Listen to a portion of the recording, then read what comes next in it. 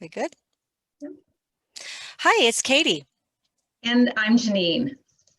and we are girls that just want to tell stories. So we're going to start our number 2 episode, just sort of um, looking back at some of the great feedback we got from all of our listeners from our first episode. And one of the things that I thought was awesome is we have listeners that have been friends with their besties for many more decades even than us. My friend Kathy in Montana said that she and her bestie have been friends for 55 years. So don't be surprised, Kathy, if I reach out to you at some point and say, well, what's your secrets to success with your friendship? And I know you had one too, Janine. Yeah, it's been fun talking to people and not even realizing people that we know have these really, really long-term friendships.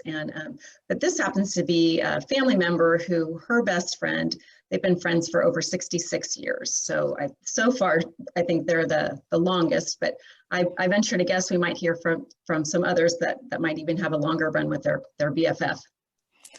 Yes, and we actually want to do some features with those long-term friends. And what did you think we should call it? I liked it. I thought we should call it the BFF Spotlight, right? So where we Yeah. can bring other people's stories into the show, and people are like already asking me, well, when can I have a turn? I want to tell my story, and so Oh dear. we'll as we get more proficient in all of this, eventually we can probably have others join us. But initially, we might just even feature those stories, right? We'll be the ones to kind of articulate or tell someone else's story. Awesome. Yeah, funny. When we first posted the podcast, my son Kyle immediately calls me and he says, what do you know about a podcast? And I said, well, not a lot, next to nothing, but that's not stopping us. And it kind of reminded me of a funny little story. We were on our honeymoon in the Grand Caymans and we stop in this little shop, and I must have been wearing my, at the time, Los Angeles Raiders ball cap, because the dude looked at me as we're at the checkout stand. He goes, what you be knowing about the Raiders? I'm like, well, what do you want to know? I got it all. Got a little bit of it all. So, but anyway, Kyle has been a great support for us so far and our little behind the scenes techie. So just a little shout out to him. Yes, yes. So, and this is where whenever you endeavor to do something new, right, it takes a lot of help, right? And the more that you can reach out and get the help, the better whatever you're trying to do will be. So we plan to get better every time by tapping into our experts and learning as we go. So thanks for your guys' patience and your suggestions as we go along too. So, Katie, we were talking, we've had a lot of fun, reminiscing about, just what things we had in common that we liked when we were growing up. But what really struck both of us in our most recent conversation was how different really we were, even at, that young age of 12 or so. Correct. We had different interests, and we really thought that from a friendship perspective is important, right? That you don't necessarily need to have everything in common with the person to become friends with them. And in fact, our differences can enhance the richness of the friendship, right? Because, Sure.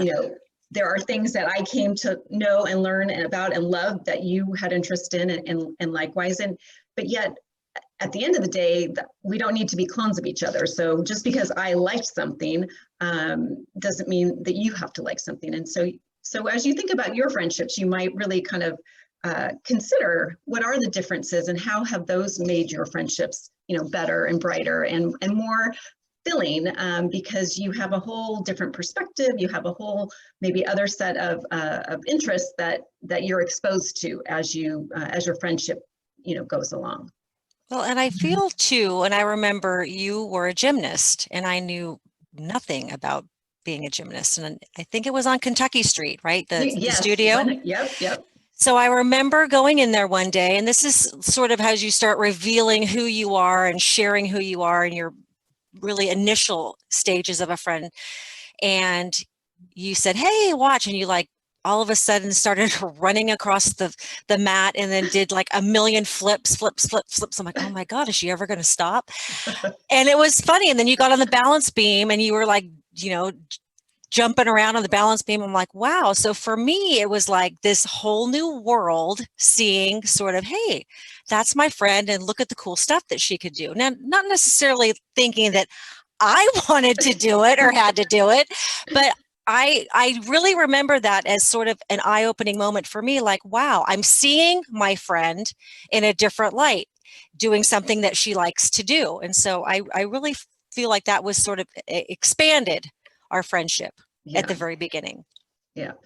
And, and when I walked into your bedroom the first time at your house Oh my God. and see, Kenny Stabler on the poster on the wall and, then Oakland Raider banners on the wall. And I'm like, wow, this girl really likes this team and football. And now I had my dad was a big 49er fan. And so I knew the game, but mostly I couldn't wait for the games to be over so that we could have the TV and watch what we wanted to watch.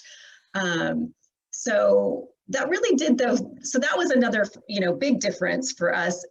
But over time, we came to learn and appreciate about these other aspects of the person. But also, like you said, you weren't going to sign up for gymnastics and become a gymnast and, do what I was going to do. And in fact, it wasn't even really a thing where I would have you participate as a friend to come watch necessarily, right? Like that was kind of a one-off, right? Right, so right. And that was fine. And, like in any relationship, having your separate things is also, I think, important, like in a marriage too, yes, you want to have things in common and do things together, but, it's good to have your different things. You probably don't remember the whole reason I did gymnastics in the first place was because I was such a klutz, which that didn't go away necessarily. I have a tendency to trip and to fall and so forth. But when I was a little kid, my balance wasn't very good. And as like a 4-year-old, they, had me doing things and suggested, hey, you might sign her up for gymnastics to help her not like run into the wall. So. Well, I have to say, in 40 plus years of friendship, I didn't know that story. Yep. So that's an excellent story. Yeah. I'm going to jump back to the football piece for a minute because it's not like I was born like, oh, I love football. I remember I was a kid and it was Sunday and we wanted to watch cartoons. And my dad said, you get TV all week. This is my day. And we're like, Yeah. Dad. And then the next thing I remember, like we sat there with him and he explained the game to us. And then I just remember loving it. And we would go to games. I think we went to our first game. I was probably 10 and it was a playoff game in Oakland. The Raiders were playing Houston. I'll never forget it. So that's where my love of football came in. And I remember too, then when, fast forward to our sophomore year when we were cheerleaders, I would always have to stand up and look out on the field like, okay, are we on offense or defense? And I'm like, okay, girls, change the cheer. And I don't know that that you guys really knew the difference between offense and defense at the beginning, but Right. that was an opportunity to share my hobby passion with you guys. So right. Kind of funny. Well, and this is where the worlds interconnect in the sense of, so my gymnastics, training came into our cheerleading that we did together. I was the one that, went to the top of the pyramid and sometimes fell to the ground and did the splits and all those sorts of things. And then eventually we hung up our cheerleading uniforms and traded it for a clipboard so that we could be on the field and keeping stats. Now, if you had ever told me I was going to be counting tackles, I would have told you were nuts, but that's what we did because we had our ulterior motive, because the stat girls got to ride the bus with the team, which was, kind of what we were interested in, hanging out. Okay, and those were bus rides that I liked. I have to go back to, some people gave me some crap about riding the bus. Yes, bus 8 was great, but the football bus was better. Exactly. And so, that's just one of those ways where our interests, came and converged really. And we had some great times and great memories. And, but of course you couldn't help remind me also how my gymnastics has stayed with me throughout my adult life, when I'm having a good time after a few glasses of wine or what have you. Yes, You want to share that? Janine, it's what we all fondly call the crowd pleaser. When all of a sudden the splits are broken out into a dance floor or something, or some crazy maneuver. I'm like, oh, there she goes. Yep. With her gymnastics all these years later. And we're just jealous that we can't do it. I'm getting a little more afraid to bust that stuff out, but the yoga's, keeping me flexible. So I think I can still maintain that and keep pleasing the crowds wherever we go. Oh, But as we were talking about this and having our laughs, which is, part of the reason we are doing this podcast was to enjoy each other and to remember and but also to reflect and overlay all of this with what's happening now. And what we really see in social media is the comparison culture, right? You see a picture on Instagram or somewhere and you think, oh, I want to look like that. I need to be like that. I need to go to that place. I need to pose like that. There's a lot of people trying to be the same. And yes.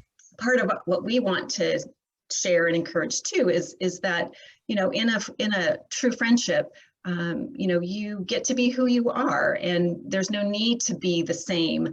There's no need to try to be clones of one another. That, in fact, as those of us that are parenting and raising kids, really trying to encourage that individuality, I think is really important, because I think it's another trapping of just our current culture and society, that we have to be careful not to get caught up in ourselves, and also to help the young ones that we're influencing to also remember, hey, being different is good, embrace who you are. And that message seems to be coming out more and more, yeah. that you don't have to be a clone of your friend. There is huge benefits to being your own individual. And when you shine your inner light, that's what draws people to you because of your differences. So you don't all have to be exactly like each other.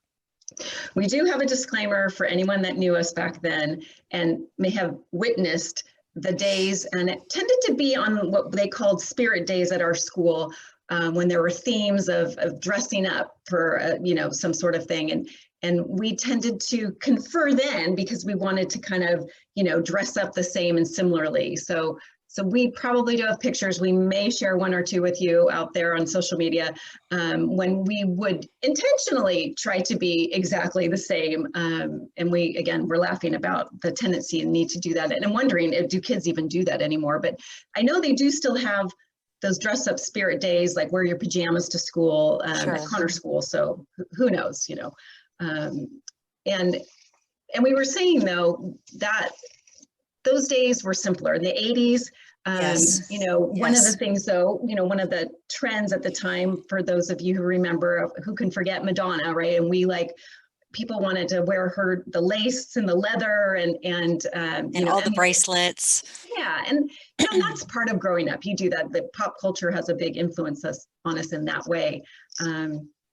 But wanting to be unique and different isn't always what kids that age are trying to do and be. And I'm glad that we didn't let our differences really deter our friendship to blooming, to growing to where it came to be. Because it could have been like, because in addition, right, to the gymnastics, I played softball, right? And so I had a lot of athletic kind of time that I was committed to, practices, things that couldn't involve you as my friend. But, I just don't think that didn't stand in our way. It allowed us, to pursue our own paths, but yet still be close friends. Well, you hit on it earlier too, when you said, even in marriages, so I think about, my husband and I, he loves to fish, and it's okay. Fishing's okay. I mean, I can go maybe once a year. Our sister-in-law and brother-in-law were here last Christmas, and we did some shark fishing, which was super fun. And I thought, wow, we caught these little sharks. They were probably, a couple feet long, but it was just you could see them, you cast the line and you can see them coming for the fish on the line. So that was really cool. And I never thought that I would really enjoy something like that. But that's one moment where we were really enjoying something together. But typically, we have different interests. And I think that that's what keeps our relationship strong too, just knowing that I don't have to be with him or him have to be with me every moment of every day. Like, we enjoy outside interests, which makes our time together, more valuable. Right. Yeah, 100%. And I know that that's been good for you and I in our friendship. Sure. So, and, you know, and looking at back again, you know, kind of anchoring in our early years together, you know, life was simpler back then. And, you know, we would hang out and enjoy each other when we weren't doing our separate activities. But I mean, it didn't require a lot of coordination and activity. I mean, we were just hang out together, and Sure. things were simple. And that got us also talking about how much simpler things were then, and how much less pressure we felt, and both of us raising boys now in this generation, seeing kind of some of the pressures on just, you know, how you ask a girl to a dance, or how do you ask a friend to a dance, right? That, you know, things have really gotten complex and everything feels extra. Yeah. Instead of just saying, hey, do you want to go to the prom with me? Mm-hmm. It's this whole promposal. I remember the first time I heard that, I'm like, what the heck even is that? I mean, just talk about pressure for a boy just to ask a girl, which might already make them nervous. Now you have to come up with some grand, fun, exciting theme. Right. I just can't imagine. I can't imagine. Yeah. Well, and you know, if we go back to middle school, that there was nobody was asking anybody, because everybody was boys were afraid to talk to girls. So right. We were, you know, thinking about our first dance that we had in 7th grade, and I loved, you know, what you were sharing about the visual that you remember, you know, in terms of getting into the gymnasium, and you know, what is your memory of that? Well, it's funny, like you really try to dig deep and think, okay, something's going to come back. But I just remember the gymnasium, dark, right? All the boys lined up on one side, all the girls lined up on the other side. And we were terrified. We were absolutely terrified. And I feel like there was maybe an 8th grader there that was trying to get the boys and the girls to dance. And then, you know, you loosened up, but initially it was just, you know, maybe it's just a teenage rite of passage. Yeah. But just to look back and think, oh my gosh, we were just so terrified. Well, and I think, you know, that's when you learned, and this is one of the things that carries on today, right? Like how much fun it is just to dance with your friends, right? Sure. And the safety of like getting out there in a group of girlfriends, or just friends, and dancing. And I think, you know, once and we don't remember like who was the first person to take the dance floor, sure, you know, have that kind of brave moment or whatever. And you know, really how much went into the time and effort before we got there, right? You know, picking out our dresses, and, you know, getting our, you know, our hair done, or trying to do, I mean, back then, no one got their hair done by somebody else. You did your own hair, you did your own makeup if you were allowed to wear it. A lot of us had to sneak it, right? We weren't allowed to wear makeup, and, you know, we're putting the sneaking of makeup. Yeah. In junior high. Yeah. Oh my gosh. I mean, I got in trouble for, like, I would meet a friend, not you were innocent, you know, who had eyeliner, and back then we used to like light a match and burn the end of it to make it dark. I can't believe we didn't burn our eyeball putting it on there, and then smudging it on. And when my mom found out I was doing that, you know, I was basically told I couldn't hang out with this other person anymore because of that.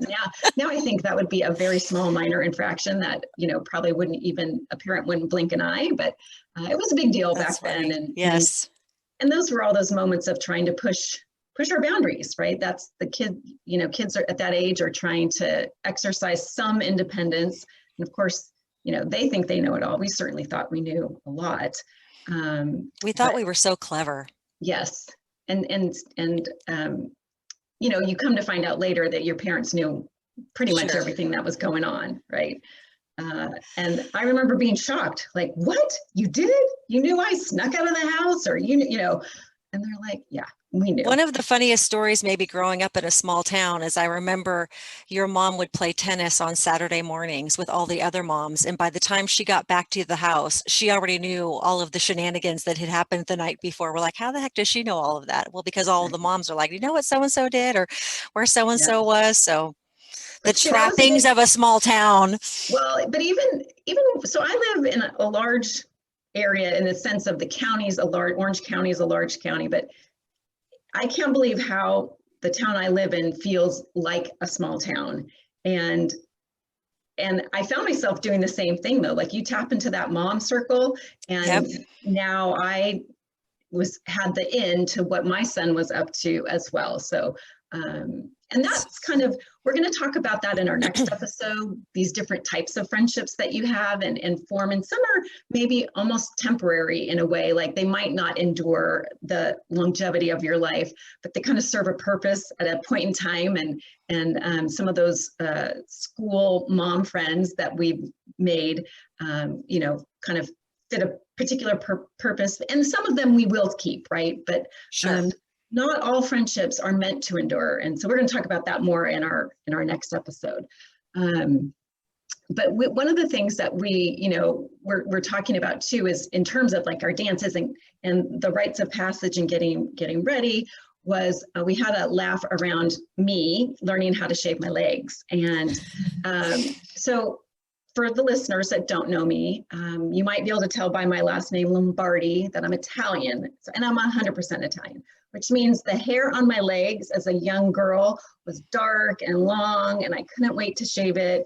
But again, back then there were rules, like you didn't get your ears pierced till you were 13, you didn't do certain things until certain ages. And so there was a time frame for when I was going to be allowed to do that. And when that moment finally came, when I was getting ready to go into middle school, we were in our summer place up in Clear Lake, where we would go boating, and Katie, you were there lots of times with me. Yep, sure was. We were crammed, so my mom gets like the shaving cream and the razor, and my sisters, I have a younger sister, she's there, and several friends. There's like 5 people packed into a small bathroom, and for whatever reason, I'm not in a shower. I'm standing there with my foot on the toilet, and everybody's like over me, trying to watch me, and I'm slowly doing it. And I just remember it was like such an important moment in my life. Like I thought, I am grown up now. And I was so happy with my nicely